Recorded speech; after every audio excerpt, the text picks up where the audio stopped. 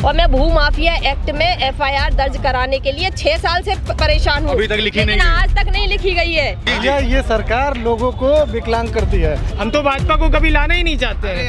हम अधिवक्ता भाइयों के लिए आपने एक काम बता दीजिए जो किया हो, युवाओं के लिए आपने क्या किया, महिलाओं के लिए आपने क्या किया, सिर्फ आपने जुमला दिया है, जुमले की सरकार है। सबसे बड़ा आज तक का हिंदुस्तान का सबसे बड़ा भ्रष्टाचार ये होगा।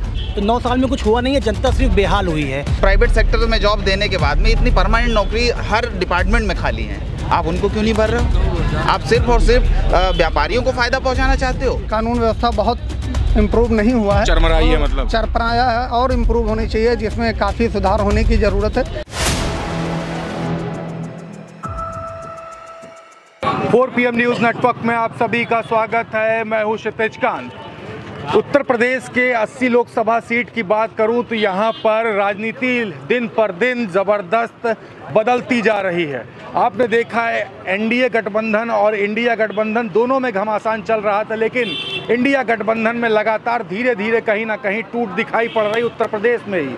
बीते समय आपने देखा पल्लवी पटेल किस तरीके से टूट करके एक नया गठबंधन बनाती हैं असदुद्दीन ओवैसी के साथ में PDM, और M को लेकर के लगातार बात होती है कि जो M है वो A पर, जो कि PDA का जो फॉर्मूला जो अखिलेश यादव ने लाया था उस पर भारी पड़ने वाला है। और दूसरी तरफ देख रहे एकला चलो फॉर्मूले पर BSP आगे बढ़ रही है, वो अकेले चुनाव लड़ने की बात करती है। और दूसरी तरफ अगर एक बात कर लें NDA गठबंधन की, तो सबसे बड़े नेता प्रधानमंत्री नरेंद्र मोदी 9 साल बेमिसाल की बात करते रहे, और 10वें साल में जो चुनाव आने वाला है, जो लगातार 2024 को चुनाव को लेकर के जो बातें चल रही हैं, इस पर हम चर्चा करेंगे। इस समय राजधानी लखनऊ के कोर्ट के बाहर हैं, न्यायालय के बाहर, और यहाँ पे हम सबसे पहले शुरुआत करेंगे जो सबसे ज़्यादा बात हुई, बेटियों को लेकर के जो बातें हुई, जो कानून व्यवस्थाओं को लेकर के बातें हुई, उन पर हम शुरू करते हैं। हमारे साथ तमाम अधिवक्ता हैं, शुरुआत आपसे कर लेते हैं। कानून व्यवस्था को लेकर के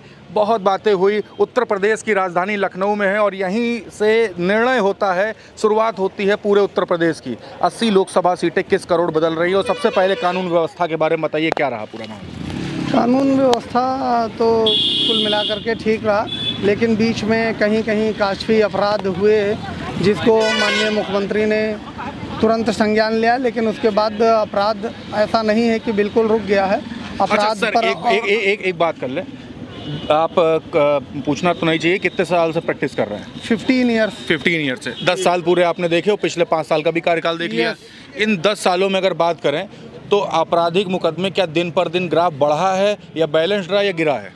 नहीं, आपराधिक मुकदमे तो दिन पर दिन बढ़ते चले जा रहे हैं। आपने देखा है कोर्टें काफ़ी बढ़ गई हैं, आपराधिक मुकदमे तो काफ़ी बढ़ रहे हैं, लेकिन थोड़ा डिस्पोजल स्पीडी ट्रायल हुआ है पहले की तुलना में। जो काफ़ी पेंडेंसी मुकदमों की रहती थी, जो लंबा खिंचता था, वो ट्रायल थोड़ा एक्सपेडाइट हुआ है, ट्रायल थोड़ा एक्सपेडाइट हुए हैं। जो जल्दी ट्रायल तो हो गए न्यायालय की बात, हम सरकार की बात कर रहे हैं। क्या कानून व्यवस्था को करारी टक्कर दे पाई है या नहीं दे पाई है? नहीं, बहुत ज़्यादा कानून व्यवस्था बहुत इम्प्रूव नहीं हुआ है, चरमराई है, मतलब चरपराया है और इम्प्रूव होनी चाहिए, जिसमें काफ़ी सुधार होने की ज़रूरत है कि अपराधी खुलेआम ना घूम पाए, अपराध पर अंकुश लगें, बेटियां सुरक्षित रहें, महिलाएं सुरक्षित रहें हमारे प्रदेश की।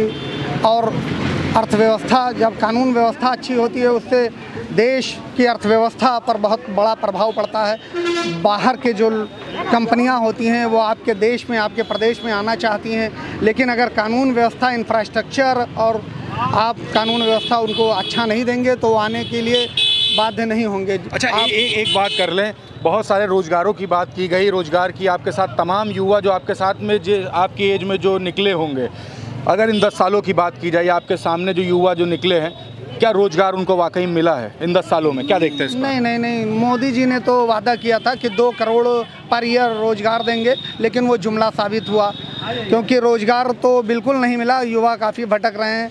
आपने देखा कि आर्मी में भी वो 4 ईयर्स के लिए स्कीम लाई, अग्निवीर योजना सिर्फ वो लाया गया, उसका भी काफ़ी युवाओं ने विरोध किया। आपने मीडिया में इसको कवर किया होगा काफ़ी, लेकिन अब जब मजबूर हो जाता है युवा, उसको परमानेंट नहीं मिलती है तो वो सोचता है टेम्परेरी ही मिल जाएगी, 4 ईयर्स के लिए अग्निवीर योजना में ही जॉब कर लेगा। जब वो परेशान हो जाएगा, रोज़गार नहीं रहेगा, तो कहीं ना कहीं रोज़ी रोटी तलाश करेगा ही। लेकिन मुख्यतः 2 करोड़ जो रोज़गार का हमारे प्रधानमंत्री जी का जुमला ही साबित हुआ, जो उन्होंने बोला था वो जुमला ही साबित हुआ, रोज़गार देने में वो सफल नहीं रहे। तो क्या कहेंगे, बहुत हुई महंगाई की मार, एक बार फिर से भाजपा सरकार ये बोलेंगे? नहीं, ये तो भाई वो तो हर पार्टी का मुख्य मकसद होता है शासन सत्ता में रहना। वो तो प्रधानमंत्री जी की, भाजपा की अपनी योजना है, वो तो कहेंगे अब की बार 400 पार कह रहे हैं, बाकी तमाम कह रहे हैं बहुत हुई, भ्रष्टाचारियों को नहीं छोड़ेंगे। और अभी आपने देखा जो इलेक्टोरल बॉन्ड का मुद्दा सुप्रीम कोर्ट ने, हमारे माननीय सर्वोच्च न्यायालय ने उठाया, उसको SBI ने पहले कुछ डिटेल्स दिया, उसके बाद जब सुप्रीम कोर्ट बहुत सख्त हुआ तो उसके बाद कंप्लीट डिटेल लिया। अब आपने देखा कि उसमें कितना बड़ा भ्रष्टाचार हुआ। मेरा तो यहाँ तक मानना है और लोगों का जो वरिष्ठ एक प्रश्न यहाँ पे, एक प्रश्न, ये सबसे बड़ा आज तक का हिंदुस्तान का सबसे बड़ा भ्रष्टाचार ये होगा, इलेक्टोरल बॉन्ड का मुद्दा। अच्छा, एक बात करूंगा, अगर न्यायालय ये मुद्दा ना उठाता तो क्या मानते, सरकार तो इसको दबा देती?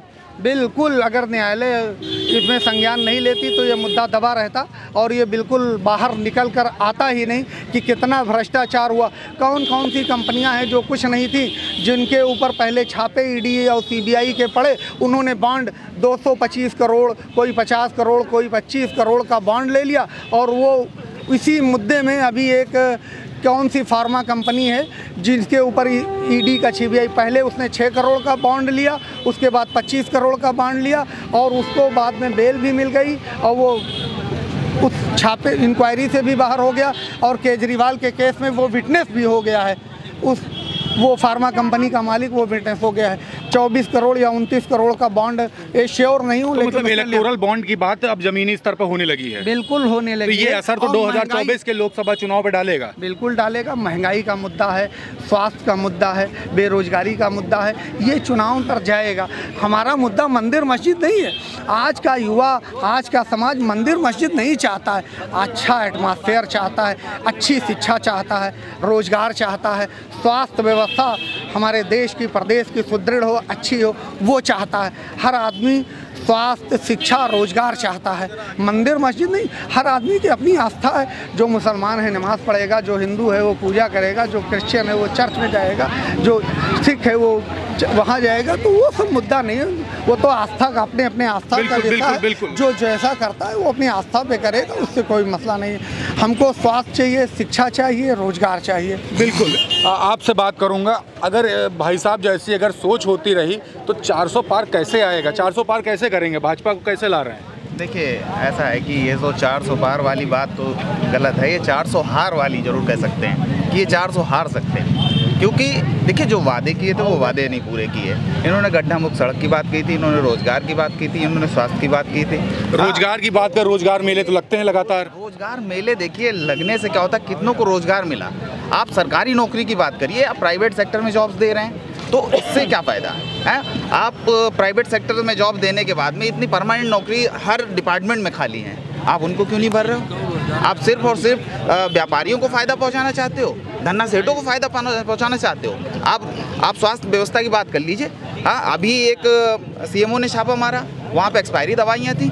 ये स्वास्थ्य व्यवस्था है? हाँ, स्वास्थ्य मंत्री घर बैठे रहते हैं, सिर्फ छापा मार मंत्री बने हुए हैं। उनकी कितना वो उनके डिसीजन पे एक्शन होता है? माननीय मुख्यमंत्री जी के बिना आदेश पे उनकी फाइलें आगे नहीं बढ़ती हैं। तो ऐसा उप मुख्यमंत्री चाहिए हमें ना। और देश की बात करें, देश में प्रधानमंत्री, उप मुख्यमंत्री की बात करें, वो पहले कानून मंत्री भी थे।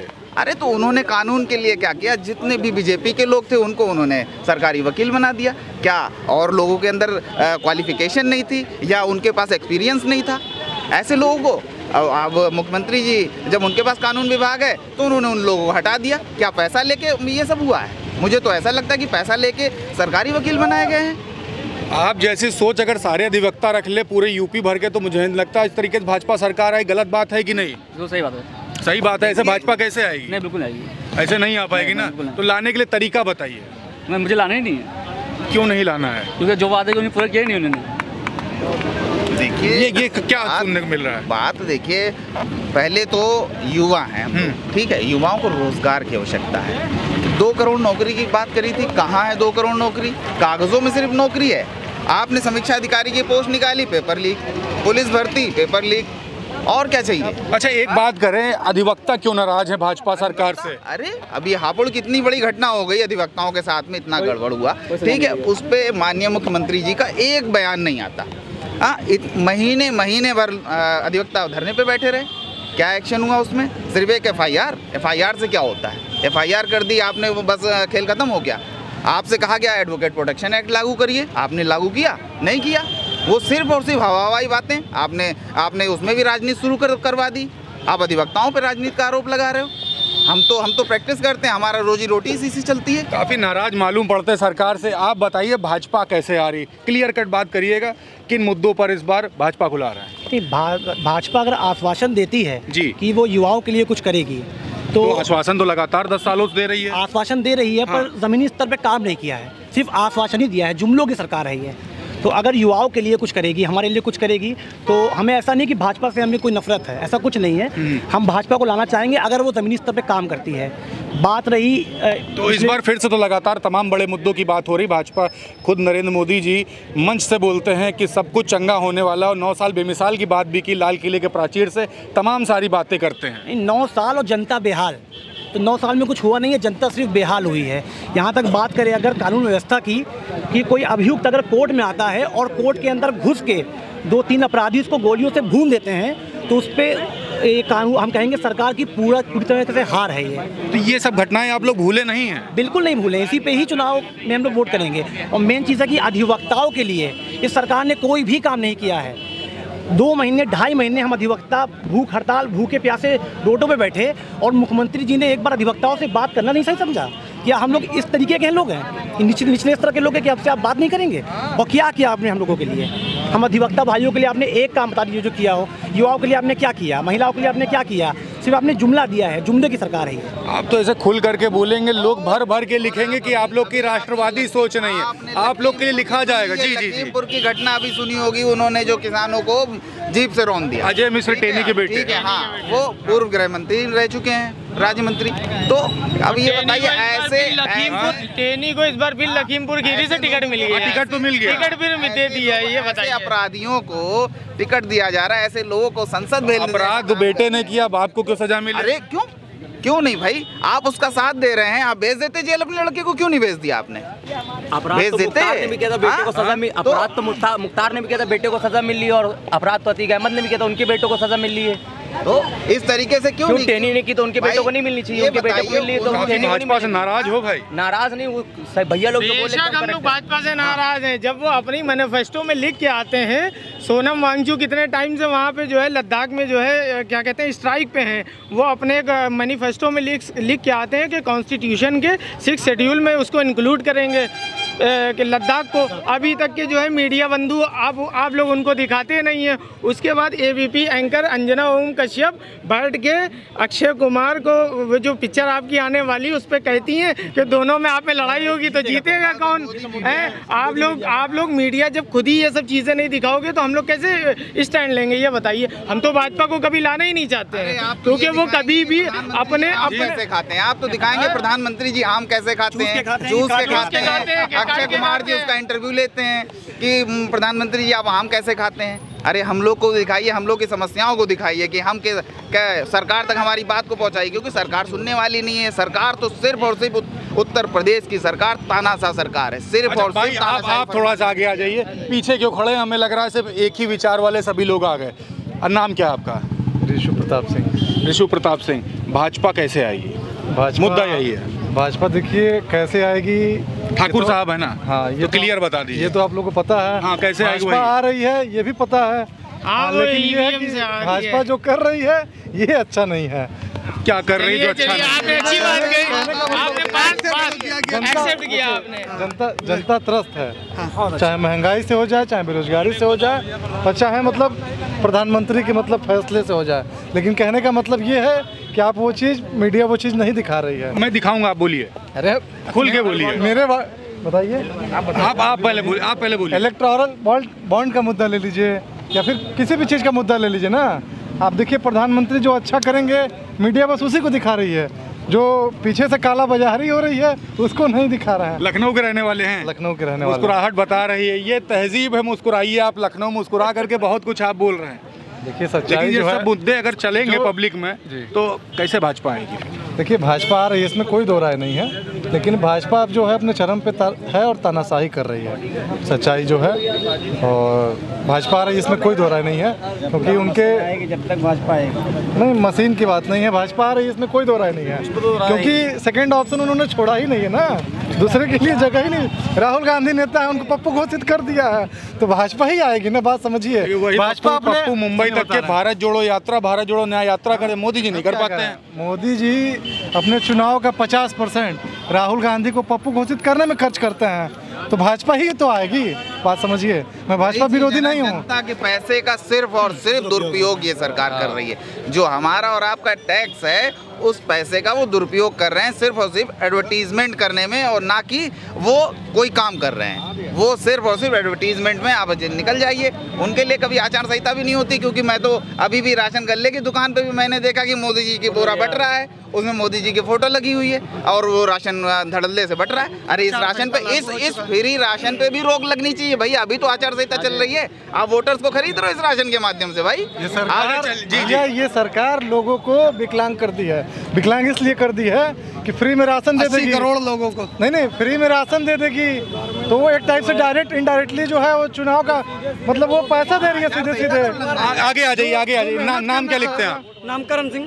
करण सिंह ठाकुर साहब जी, आगे आ जाइए, क्या कह रहे हैं, अपनी बात रखिए। सर ये सरकार सीधे सीधे किसान को जो है मानसिक रूप से, मतलब आप किसी भी गरीब को ले लीजिए, मतलब मानसिक रूप से विकलांग बना रही है। एक मानसिक रूप से कि मतलब ना खाना आपको हम दे देंगे, आयुष्मान कार्ड के माध्यम से आपको हम दवा दे देंगे, और मतलब कुछ करने की जरूरत नहीं है, बस आप जो भाजपा को। एक बात कह ले, ये सरकार तो तमाम सारे जो समर्थक होते हैं भाजपा को कहते हैं सरकार ब्राह्मणों की और ठाकुरों के और ठाकुर साहब का नाराज है। बात ये भी ऐसा कुछ भी नहीं है, ऐसा कुछ भी नहीं है, ऐसा कुछ भी नहीं है, ऐसा कह ही नहीं सकते आप। SC ST को ले लीजिए, और किस मुद्दे पर काम नहीं हुआ, आपको राष्ट्रपति भी SC बनाया गया है, और ऐसा कहीं कुछ है ही नहीं। ऐसा कहते नहीं, सरकार तो भाजपा की है। कुछ भी कहा जाता है कि सरकार भाजपा की है तो सिर्फ भाजपा के लिए कार्य कर रहा है, ऐसा कहीं नहीं है कि केवल ठाकुरों के लिए ही कार्य हो रहा है, ऐसा कहीं नहीं हो रहा है। नहीं, बिल्कुल नहीं। ठाकुर बिरादरी भी नाराज है, बिल्कुल नाराज है। बिल्कुल। कहाँ से बिलोंग करते हैं आप? हम बिलोंग करते हैं गोंडा से जी।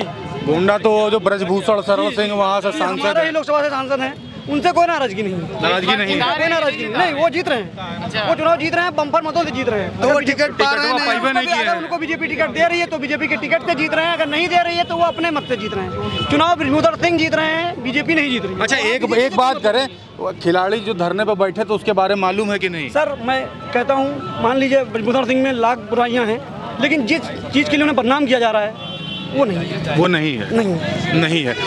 आप भी भाई आगे आ जाएंगे क्या? चाचा आप आगे आइए। नाम क्या लिखते हैं आप? नवीन सोनकर। अच्छा, सरकार को लेकर के बात किया, 10 साल तो जबरदस्त बेमिसाल रहे हैं, भाजपा सरकार कैसे ला रहे हैं इसके बारे में बताइए, कौन कौन से मुद्दे होंगे? भाजपा सरकार का जो है ये मैटर जो है, जिस तरीके लोगों को अभी भाई साहब ने जैसे बताया कि जो है फ्री राशन गल्ले का जो है, तो ये फ्री राशन गल्ले का मतलब क्या है?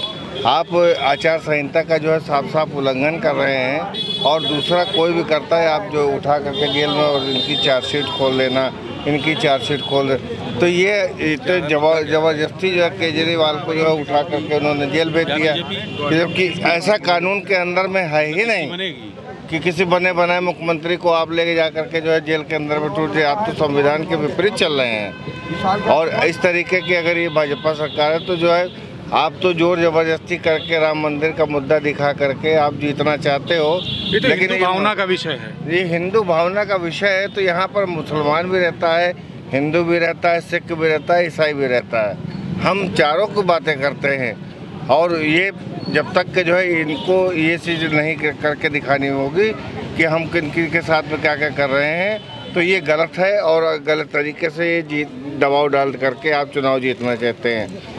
और इसी तरीके के जो है, जैसे 2 बार आपने चुनाव जीता है, और तीसरी बार भी इसी तरीके की जो है लोगों को लेमन चूस बांट करके, अभी आपने जो है हमारे यहाँ सिलेंडर उठा करके जो हमारा सिलेंडर वगैरह था 400 साढ़े 400 के जो है आसपास, जबकि अन्य स्टेट में भी हमारे जो है जहाँ गैर भाजपाई हैं वहाँ पर 500 रुपये का सिलेंडर है। तो वो सरकार तो बताते हैं पप्पू वाली हुआ करती थी, 450 रुपए के। तो देखिए आप कुछ भी कहिए, पप्पू कहिए, यहाँ पे लोग बोलते हैं, मैं नहीं बोलता। मंत्री जरूर बनेगा, पप्पू एक दिन प्रधानमंत्री जरूर बनेगा।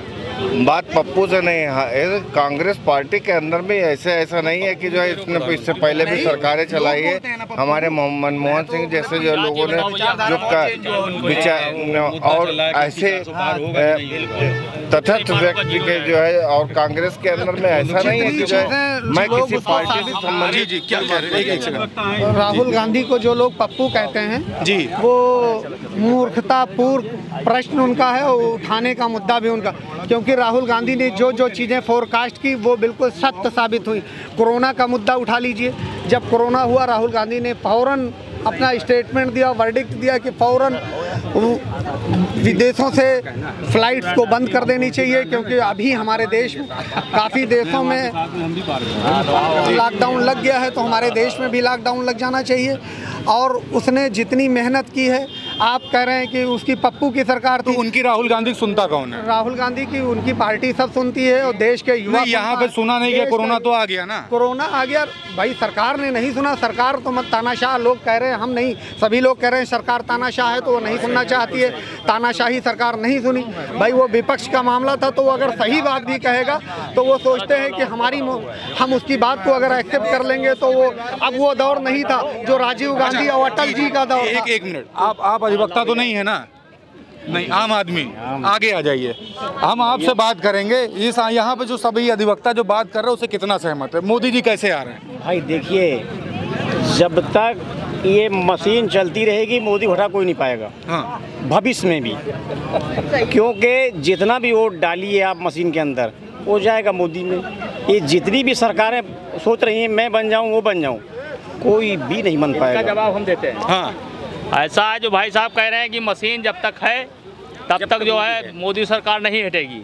आपको मालूम होना चाहिए कि माननीय सुप्रीम कोर्ट में विपक्षी दलों ने इस बात की रिट की कि ऐसा है कि ये मशीन हटाई जाए, ठीक है, बैलेट पेपर हो, लेकिन सुप्रीम कोर्ट ने इसलिए नहीं हटाया क्योंकि ऐसा है कि ज़्यादातर बेंच, ज़्यादातर जज सारा जांच पड़ताल होने के बाद इस बात से सहमत है कि उसमें किसी प्रकार कोई गड़बड़ी नहीं है। जब आपकी सरकार बनती है तब आप नहीं कहते किसी राज्य में कि हटाया जाए। जरा भी कोई भी अधिकारी, कोई भी ये तो अपनी अपनी बात है। आप किन मुद्दों पर इस बार वोट करोगे? सबसे बड़ा आपका मुद्दा क्या होगा? हमारा तो मतलब यही कहने का है, आदमी सुरक्षित रहना चाहिए, बेगुनाह बेचारा कोई जेल ना जाए।